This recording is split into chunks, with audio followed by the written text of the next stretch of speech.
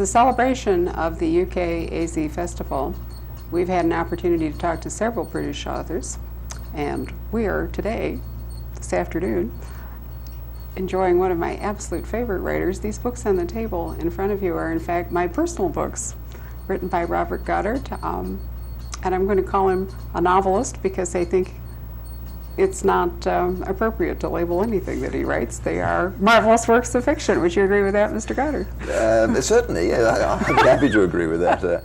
I certainly found when I started writing that it was a bit of a problem to know what to describe my novels as, especially since, like most writers, I think, I merely set out to tell a story, and I didn't trouble myself to think very much what kind of a story I would call it, other than one that I hoped would entertain people.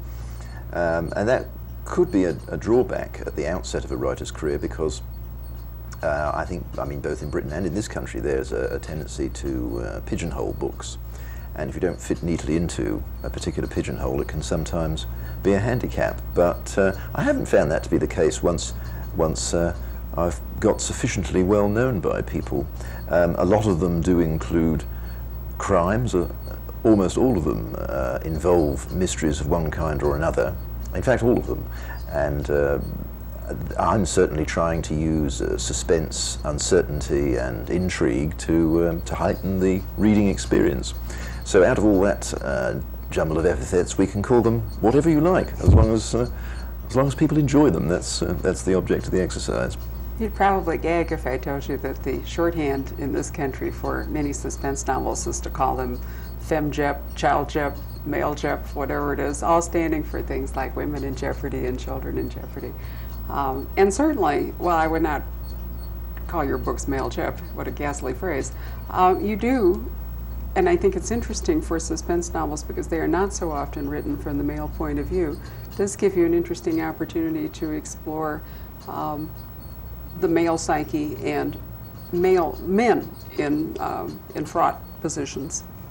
Well, I mean, I have used female central characters in a couple of the novels, but certainly most of them involve male central characters who find themselves increasingly hard-pressed by mysterious developments in their life.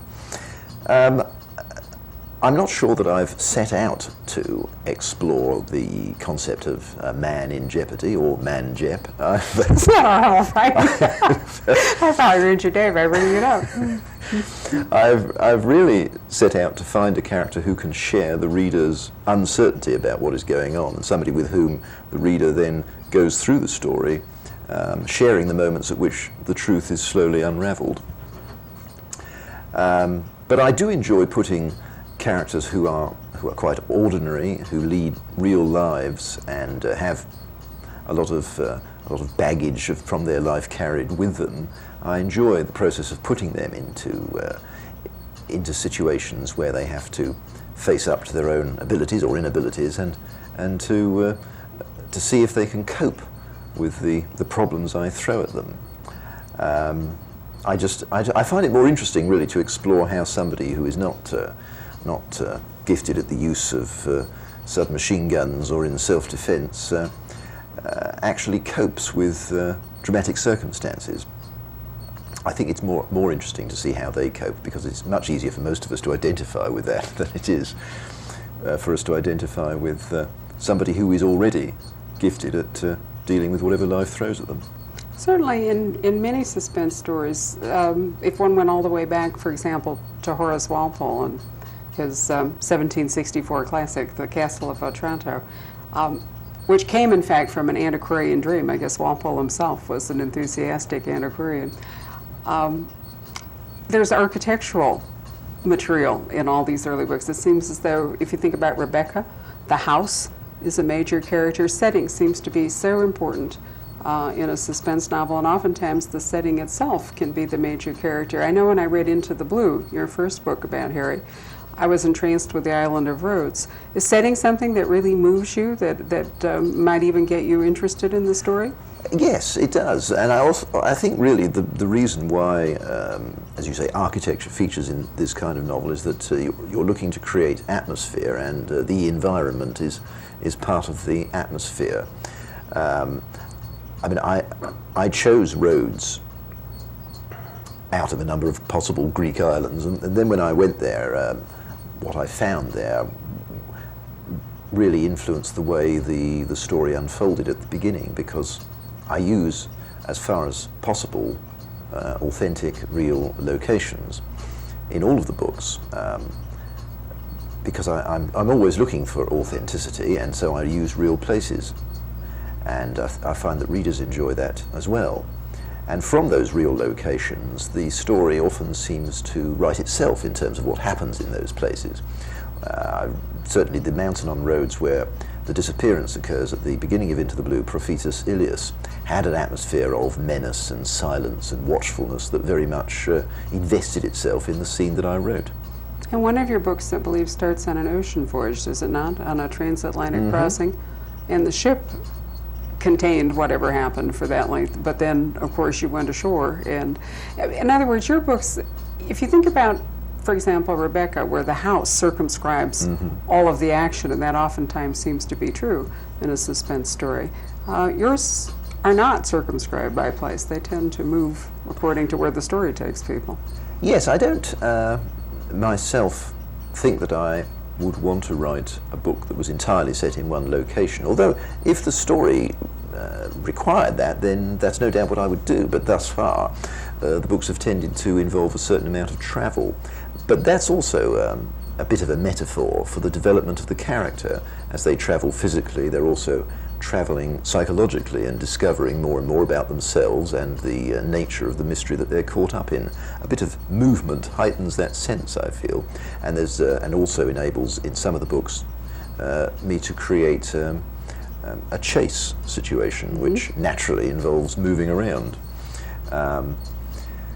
The books which are set in the past, you mentioned Closed Circle starting on a transatlantic liner. Well, obviously I can't travel on a pre-war transatlantic liner, so a lot of the research for that has to be done from books and contemporary material and photographic material. But I enjoyed that, and I enjoy always trying to create the atmosphere that is associated with a particular time and place. One of your books, in fact, has a First World War setting. Yes. Was that something that you did it arise from any personal feelings about? I mean, oftentimes I find that war novels stem from some sort of family history or some, personal connection. Well, I think it would be difficult to find any British family that did not have in the appropriate generation somebody who was killed in the First World War, or indeed went missing, which certainly befell my great uncle and thousands of other people. And I was struck by the question of how people cope or don't cope with extreme situations like that, and what might happen if they try to escape it. And a visit to the First World War battlefields of Belgium and France, the atmosphere there, the lingering poignancy of the setting was quite sufficient to inspire the thought of writing a novel about that. But I also wanted to move it back to Britain and to explore how all of what was going on in Flanders was going to react with people back in Britain. So I didn't set the whole story in the war theatre. Right. I set a lot of it back in England. Well, it's interesting to me that Out of the Sun, which is your current book, the one that you've come to discuss with us perhaps greater length, it's actually a future-looking book. Well, each of the books concerns itself with a different topic. I enjoy the facility that writing novels offers a writer to get interested in something and to deal with it as far as possible and to immerse themselves in that subject, and then when that is finished, in due course of time, to move on to a new subject.